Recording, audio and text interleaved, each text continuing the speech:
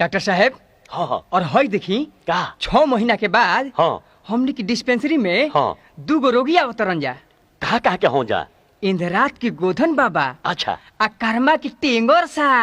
Tengo सा अरे तो भैया आवे थी। हाँ हाँ अच्छा ही बताई जा किरुआ सब है के का बीमारी बढ़ी हुए। डॉक्टर साहब हमनी के दोनों आदमी के एक के बीमारी बा। हैं तब तो दोनों आदमी के एक सुई देवे के पड़ी। डॉक्टर साहब हमनी के भूखे धुआं तू ढेकार आवता आईने का सुत गुला के बाद जल्दी पेशाब लग जाता। हैलो जब दवाई खा के 8 दिन के बाद अह जा पेशाब चेक करे के बड़ी हुए।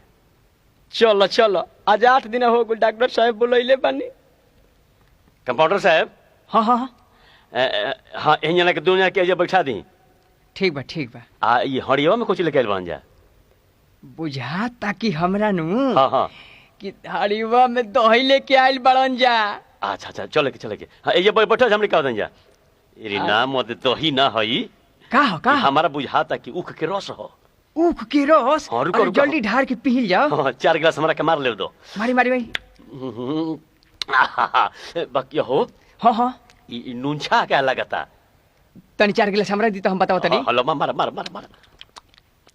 हाँ कैसे लगा डॉक्टर साहब हाँ हाँ हमरा तो बुझाता नु हाँ। कि ये अंगेरिया और के पेड़ के लाइल बा। अच्छा पोछियरिया देने वाला हुए। हाँ हाँ अच्छा ये बताओ जब तो जना के हाँ हाँ डॉक्टर साहब जो मंगल गिरे हाँ, हाँ। पेशाबा कहाँ पड़ी ले लेके जा कहाँ बा वही हरियावा में बा। हरियवा में कहा इंद्रात के गोधन बाबा कर्मा के टेंगर सा तो जना हमनी के पेशाब पिया देला जाओ। हरियावा फोड़ देलो थोड़ी ना हम पड़ियवा वही में कभी भी टेंगर सा 200 पीरत रहन। अरे